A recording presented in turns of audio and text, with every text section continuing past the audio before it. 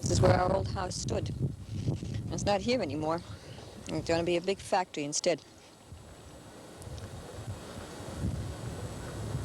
And number 17 is just about where our rose garden started. Looking back now, I can't believe that quiet housewives, children, mothers, hardworking people could resort to this so-called violence as it would, you might call it. Violence not in throwing rocks or anything, but in demonstrations. As I say, that our community leader came like Paul Revere. To the British are coming, only it was the city this time. And truly, many a time when I think about it, and if I think again as to how that they came into the house where policemen are knocking down the door, it does scare you. I don't care what anybody says. You could have $1 million in your pocket, but let somebody come banging at your door, and you know you haven't done anything wrong. In your own way, in your heart and soul, you know you didn't do anything wrong. It scares the hell out of you. Last September, the residents of Brooklyn's Northside community lost their battle to save North 4th Street. Bulldozers mowed down the entire block of homes to make way for an addition to the S&S paper box factory. Despite protest after protest, the residents could not stop the demolition. Some were physically evicted from their homes. Good job. Keep it up. Good job. You're proud of yourself now. Well, apparently all that protesting has brought some action. The city and state came through with some money, and soon the Northside residents whose homes were torn down will have a new place to live in their old neighborhood. The 30-unit Mitchell-Lama project is scheduled for completion in July. It will house those people whose homes were torn down, plus some senior citizens in the area. After the project is finished, the homes on North 3rd Street will also become victims of the paper box company's expansion. The residents are not happy about that, but at least they'll have new housing waiting for them. I'm Arnold Diaz, Channel 2 News. That was really rotten what the city did to us, even though we were evicted September 12th. The rottenest thing they could have done was to bring in those bulldozers to make sure that the dust and everything from the houses coming down will chase away the people. But those people stood there, and thank God for the people that were over there, because this city is rotten, corrupt. What they did to us, it shouldn't happen to any community. Because this is the kind of people makes the community. We were from the old stock. Our people came to this country. They built this country. This is the way I look at it, Hayne. We haven't spent all these years here for nothing. And nobody, no idiot, no politician, and no city government is going to push me out of my neighborhood. Because this is what we want. This is where we're happy, and this is where we want to stay. We saved the rest of the houses. We rezoned it. Right on. This way, my mom won't have to be thrown out on the street. The other little soul study bobbers, that means little old ladies, they won't be thrown out.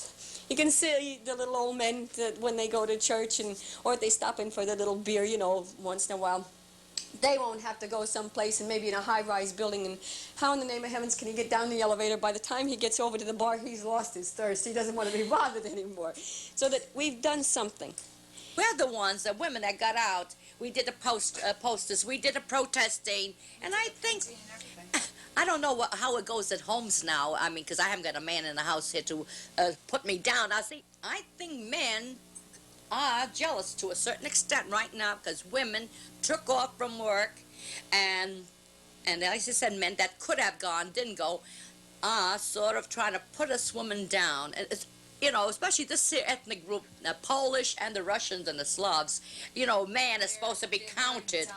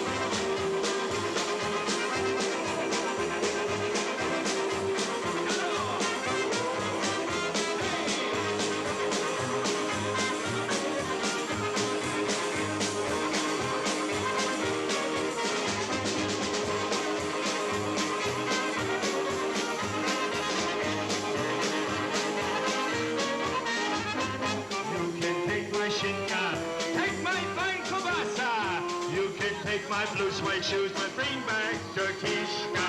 Who stole the Kishka? Who stole the Kishka?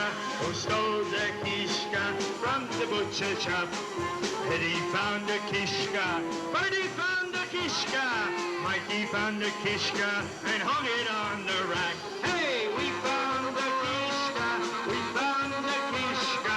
We found the Kishka and hung it on the rack.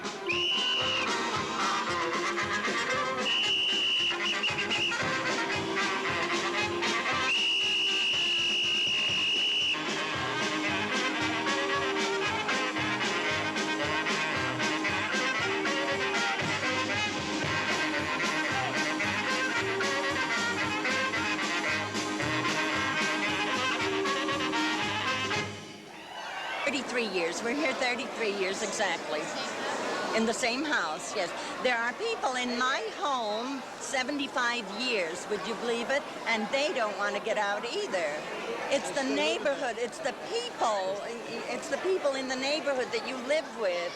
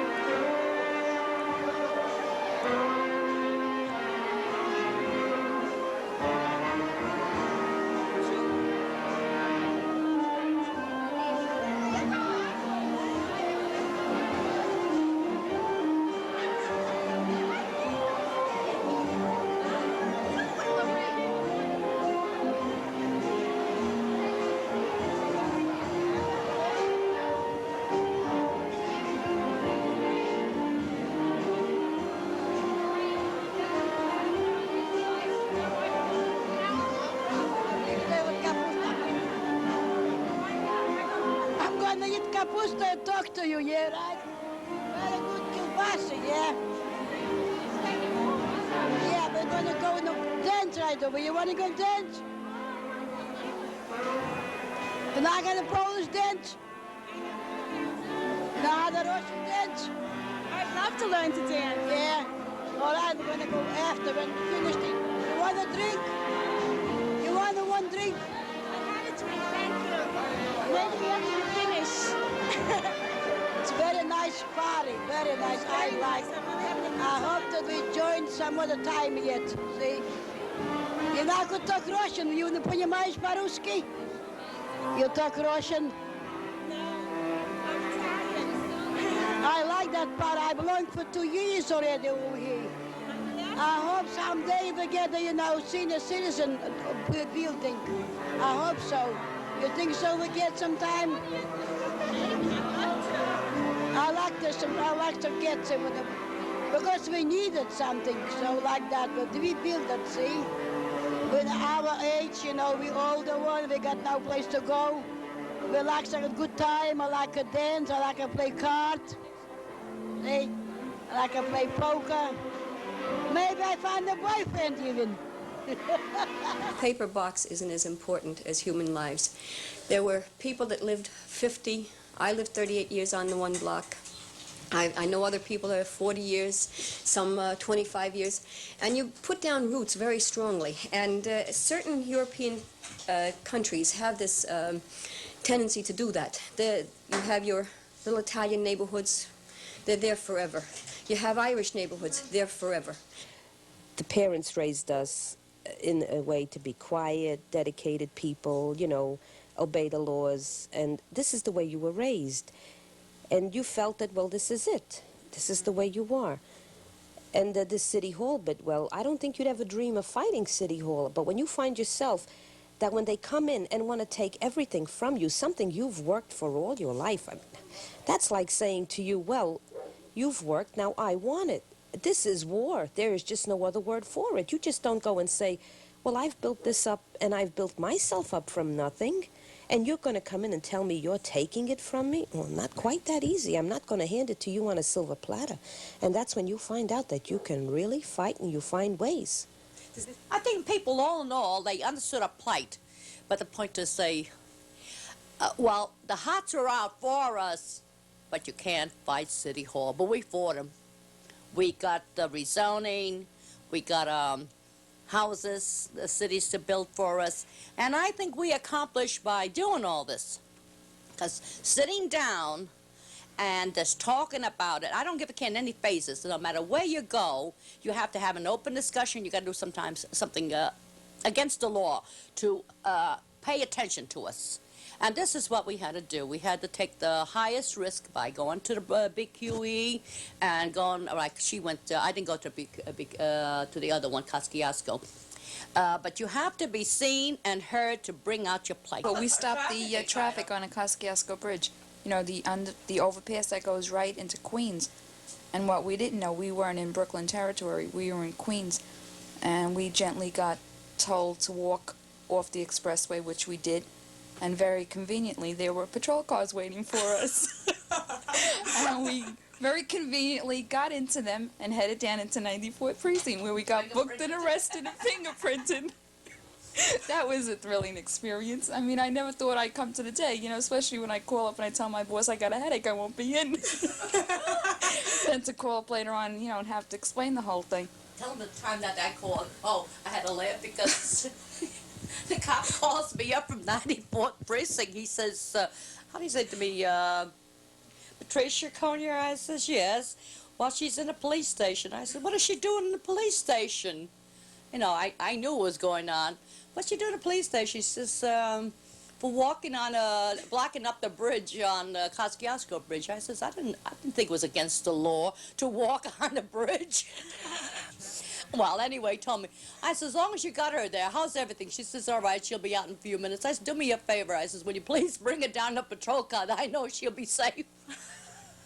It's embarrassing. I mean, can you picture a bunch of women up on a bridge, and like myself, and when we pushed a coffin around City Hall for the death of a Northside, I mean, you look pretty ridiculous, don't you?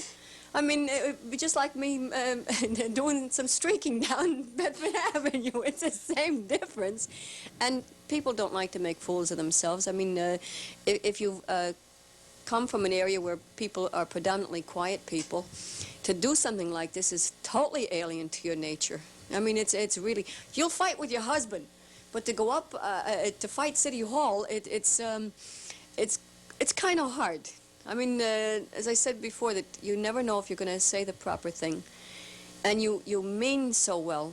And then again, without the education, sometimes these people at the council chambers, you know, they look at you, and you think they're listening, but I've watched them where they go out and have lunch. This one is talking to that one. I wonder if they really hear us. And we want to be heard. And if any city official or any district leader or any politician in our district that wants to work with us, we'll work with them anytime, but for our good, not only for his good. We made no trouble. We were law-abiding citizens. We didn't hurt nobody, yet they did. From here on in, I fight now, and not with words. If I have to resort to something better than that, I will do it to fight for my community. I think a woman has more voice in fighting with her mouth than her fist. That's what it is. I think, well, how's it, speak softly and carry a big stick was Teddy Roosevelt's way. And I think women now turn around and say, never mind the stick, open your mouths and speak up what you have to say, and you'll be heard. And that's what's going on now. What this woman's lib, I don't give a care. We are all humans. I don't give a care who you are. I don't give a care what color, creed, or religion you are. You're still a human being. What you believe in, you fight for it. Because if you're not going to fight for it, this next door a man is not going to do it for you. This next door woman won't fit. But if you get a group that believes what you believe in to fight to maintain your community or the welfare of your school or so forth, so on, I believe to fight for your rights. Tried it on North 7th Street, you hear the same thing. You tried it on North 9th Street, same thing. It's the people that live in the homes that they cry that the streets are dirty, but they keep their cars parked in violation. No, the people that live 3 blocks away, they talking. I bet the difference with you. It's the people. It's the people that don't even live there. 4 blocks in there away, and they put talk their and cars they over live there that They does like it. for 3 weeks, they then never use You're it. lucky you got a car. There's a car on my door for 3 weeks, they never use it.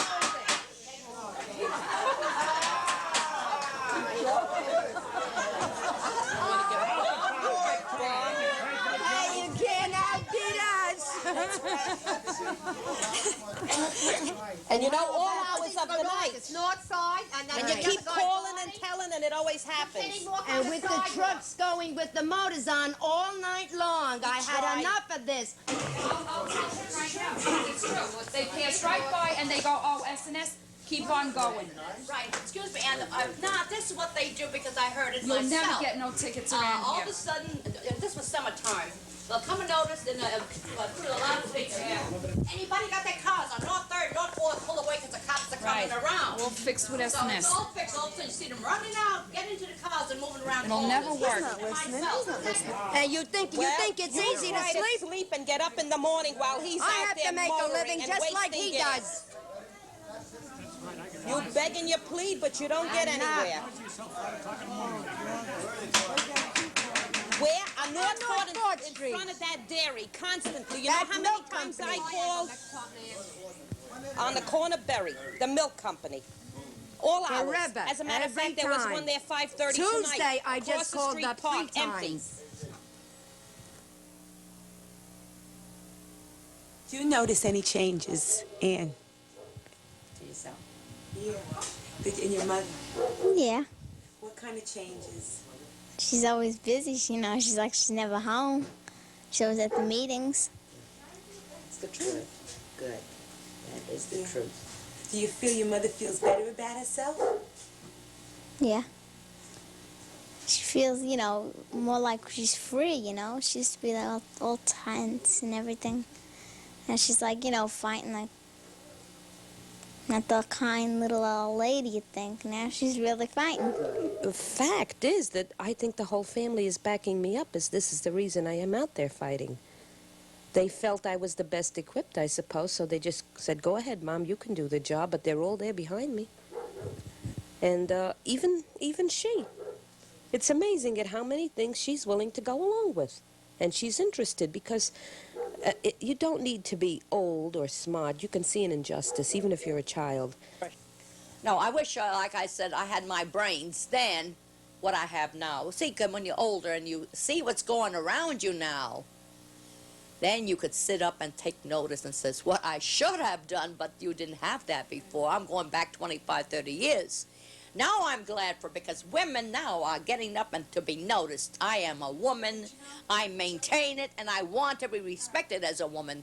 But don't ever knock me down, don't ever try to, you know, tell me this is your menial job, and you do your menial job. This is not for us anymore. Go ahead. I've been away too long, and I've gone through too much by myself. I wonder if I could really rely on a man again and know that how things would develop. Because sometimes you think that you're better off by yourself rather than, you know, being with another person, and especially if you needed them and they weren't there. The man wears the pants in the family. You're supposed to cook for him, clean for him, provides, you know, with needs, etc., etc. And in other words, don't talk back, because he's bringing home the bacon. Big deal. With all that they talk about women's lib, hell, it means a great deal when a man can open up that jar for me. Label my husband a feminist. They do what they want. I don't care. It's not their life. I was the one who made the suppers while she was working. When she come home, well, we got together, washed the dishes and everything else together. There's no such thing as one man doing a job. Right. Because she's a woman, that's her job. I don't believe in that. When you're married, you either go one way or another. Half and half, or forget about everything else. Look together, work together, but like I say, don't put down one or another. But I think women should get more equal rights, because I know I worked for a low salary, as my daughter mentioned. They always a man, always a manager, always this, always that. They never pushed a woman, because she didn't have the potentialities of doing, oh, she's a woman. But she could have worked from 6 o'clock in the morning, or worked at night shifts, and do this and that. She could have done it because I did it and still maintain a home. So this is wrong. This is why I'm going for this New Deal for the women. They should fight for what they want. I'm going to take a test for my high school equivalency because I was a dropout. I had a year and a half to go, and it was one of those dopey situations where my father felt that $2 a week allowance was a hell of a lot to give a girl, and so I went to work for $17, and then I went to another job for $23. I worked in a factory putting nail heads on snoods. This high school diploma will mean so much to me, and it may open a door to me to be a paraprofessional if possible, that I don't have to work at too menial a labor, although I'm not ashamed to do it. But I think that'll be a great, great thing. I tease my son. I says, Mommy, I'll be graduating before you do, John. I feel now that I have gained a certain type of confidence, a confidence I didn't even think I could have in myself. Like you say, you know, it was follow the crowd more thing, but now, if I have to, I can get right up there and tell them what I think, and I wouldn't hesitate. I'd find that I could go to the mayor, to the president if I had to, and tell him what I think. Good, bad, or indifferent. I think it's a great attitude. It pulls you out of a shell and it makes you realize you're a human being. Well, I let life pass me by. I didn't get involved as much as I am now, and I'll never, never sit back again. I've become involved with school, as I said, with that parent workshop, and every step is going to be a better one. And this is where maturity comes, because if you just sit back and let the whole world come to you, you're never, never going to grow up. You can read all the books in the world, but sometimes you have to really feel things and do things. I think when you have fought and into this community and you knew what you went through, I think right now you stand more confident of yourself, and I think you get more aggressive, as you said. You're not afraid to face the public now. You'll turn around, you meet a politician, like anybody else. I turn around, I'll say, tap him on the shoulder, Mr. Richmond or Mr. Bean, whatever it is. You're an elected official, I elected you. What can you do for me now? This is see, before, I wouldn't do it, I mean, as far as it is. But we were told, we elected politicians, we have a right and to answer to the public's needs. So you climbed out of your shell. You're out of your shell now. You're not afraid anymore, because this has taught you fear. You had your fear by the city throwing you out.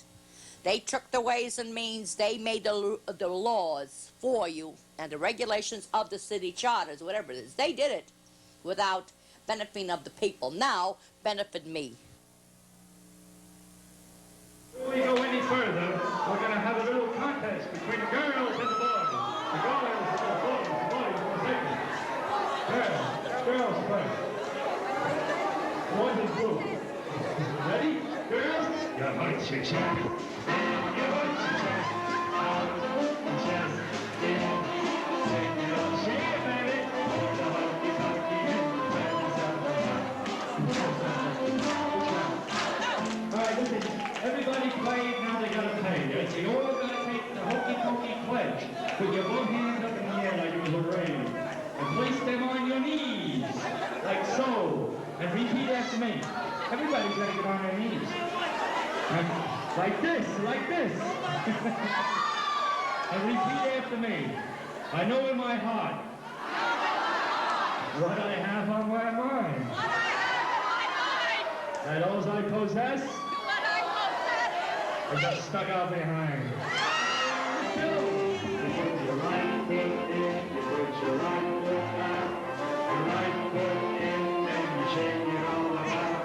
You turn the hokey pokey and you turn yourself about. That's what it's all about. You put your left foot in, you put your left foot out, you put your left foot in, and you shake it all about. You turn the hokey pokey and you turn yourself about. That's what it's all about. You put your right hand in, you put your right hand down, you put your right hand in, and you shake it all about. You do the hokey pokey and you turn yourself about. That's what it's all about. You put your left hand in, you put your left hand down, you put your left hand in, and you shake it all about.